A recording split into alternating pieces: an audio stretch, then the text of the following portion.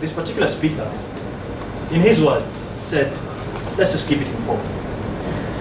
So, what I had saved to read out to you, very lengthy, I will not proceed to do so.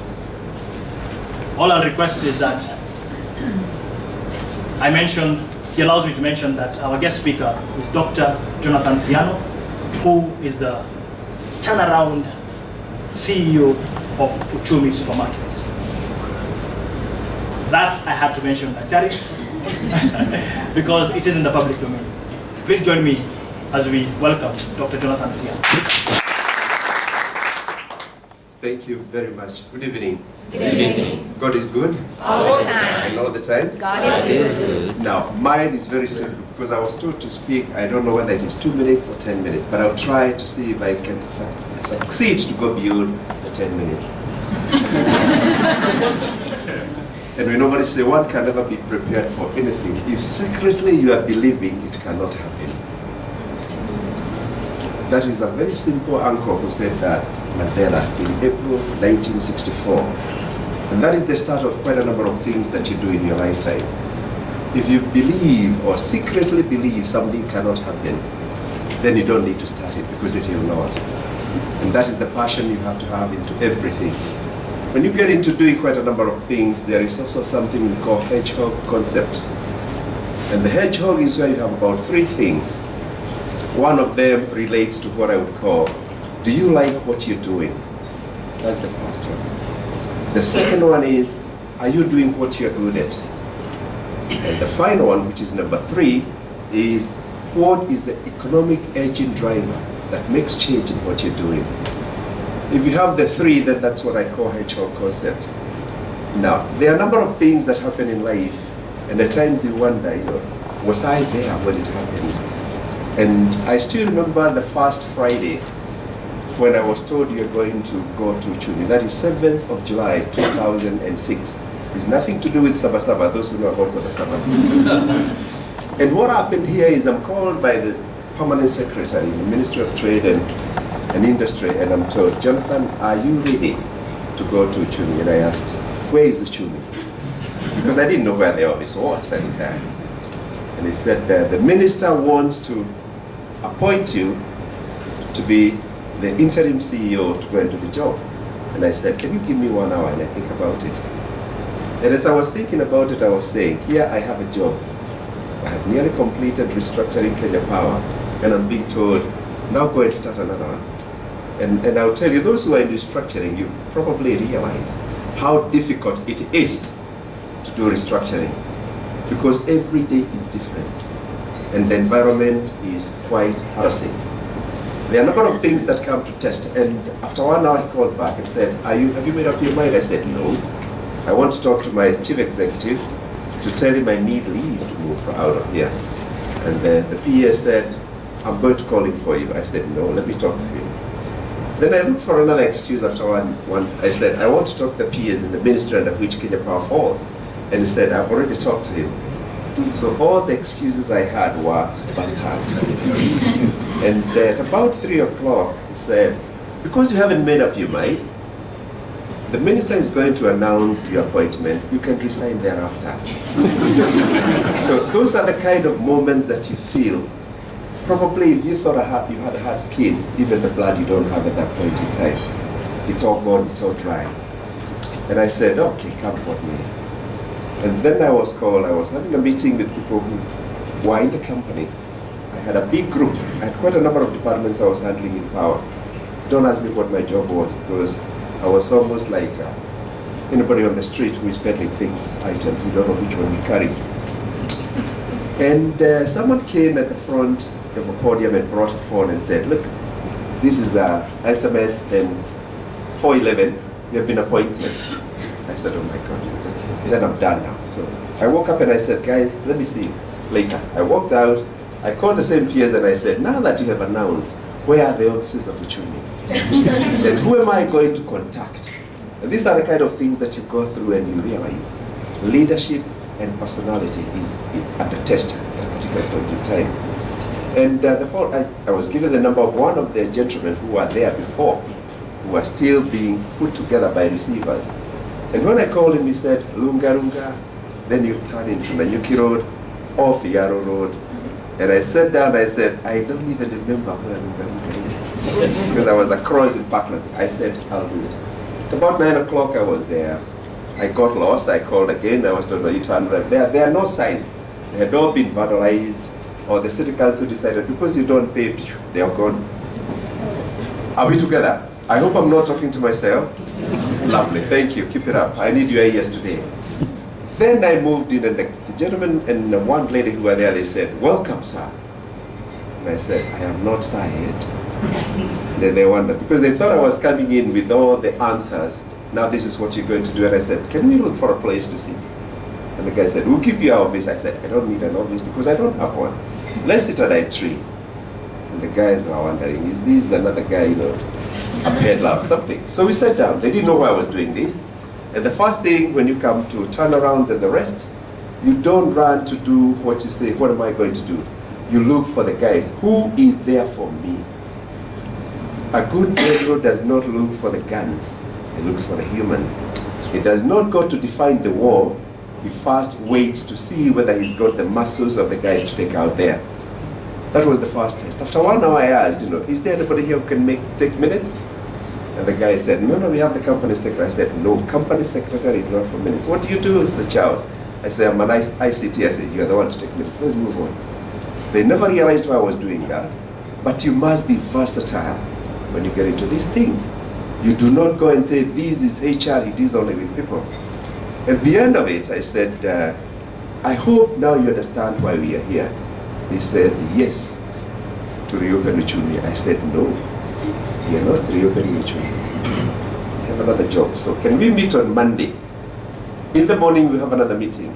But let me tell you, my head was empty as at that time. So I took up a pad. I normally carry pads. I didn't have an iPhone then. I was very poor. And I took up just a small pad, took up my car, and I drove out towards the car. I didn't know where I was going.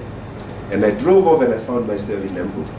So I stopped my car at a tree, and I removed my paper. I said, let me start off. That is how Uchumi was coming into being. After that, I drove back. I didn't even take what I remember, I just drove back. So I like driving though. And after I came back on a Monday, I said, now guys, let's ask ourselves, what is the purpose of Uchumi? And the guy said, selling. I said, So they wondered, this guy, what do you mean? A supermarket without selling? I said, we are not here to sell. A kiosk sells. Do you sell? So I brought them into what you'd call the problem-solving attitude. Because that is what restructuring is all about. You don't have an answer in anything, but you keep building block by block. Essentially, at the end of the day, we said our job is customer service. It's not to do with selling. So when you come into Uchumi, the first thing is we are not selling. We are providing customer service. Otherwise, you would have stopped at a kiosk on the roadside and you would have gotten what you're looking for. Are we together? At that point in time, then I said, now that we are here, can we open the shops tomorrow? And everybody was like, huh? We opened the damn thing for 45 days. And now you're telling us we open in 1 day, it can't happen. So I said, no, done. If we are not going to open tomorrow, can we open on a Wednesday? And they said, no, there's a lot. You don't understand. There's a lot to be done. I said, if it is not Wednesday, then can we go to Thursday?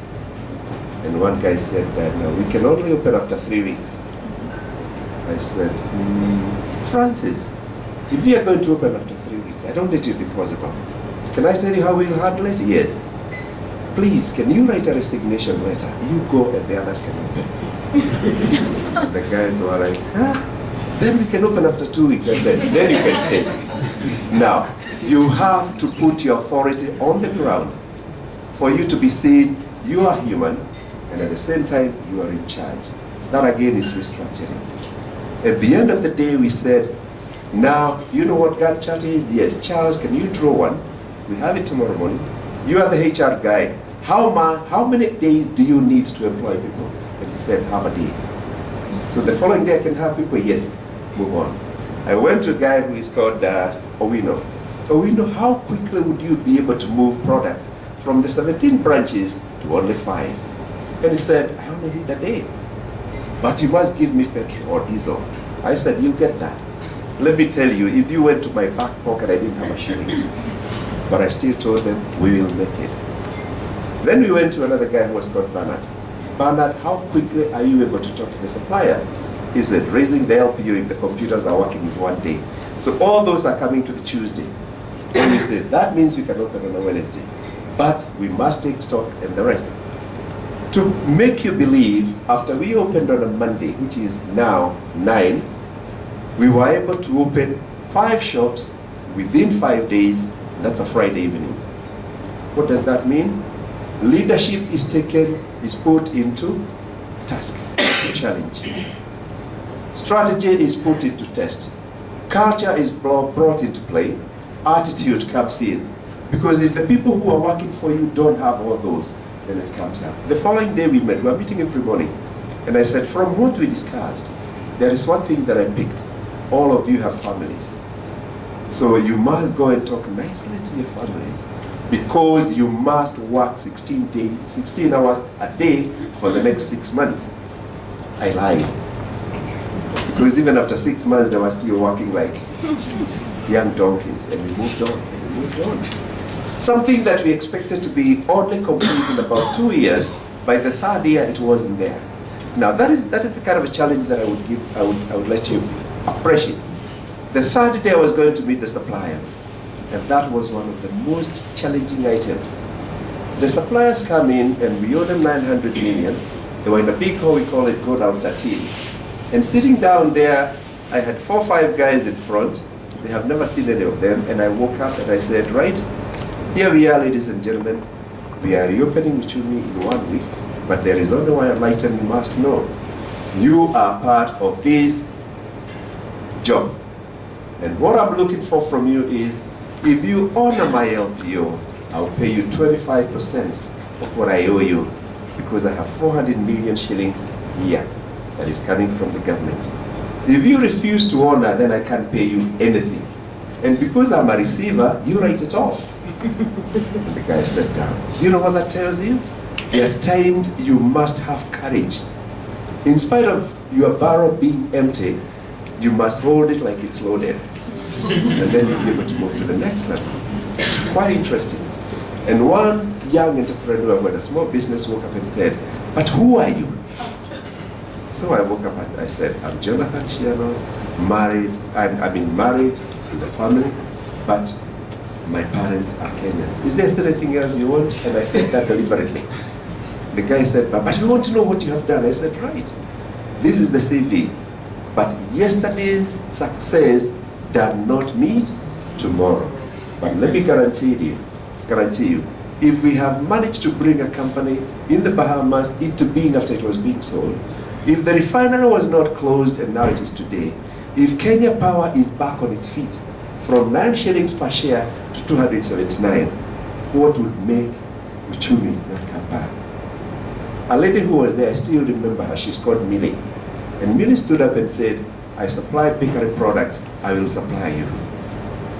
What that means is you must be convincing enough to win a soul for the rest to follow. And you don't go arguing. Because if you start arguing, then you realize you're not in a church. In a church is the only place we don't question pastors, isn't it? But everywhere else, you wake up and say, hold on, you're lying. So those are the kind of things that are quite interesting. The next thing that comes up here is communication. If you can't communicate, then you can't work. I have only 24 hours a day, assuming I would sleep. But I told the guys that I was working with, my day has got 25 hours because I want a minute from each one of you, and you'll give it to me. And we did that. Communication is such that do not go through emissaries. Because you know about communication. When she starts telling a story and saying, Uhuru is in London, you come up to these and says, the president is passing through Paris. I haven't mentioned. The third one says, Uhuru's wife is running in London. By the time you go to the next one, you're talking about their children. So instead of Uhuru being in London, everything else has changed. That is how communication comes in the organizations. And I went almost door to door, branch to branch, talking to the guys or the soldiers on the floor. The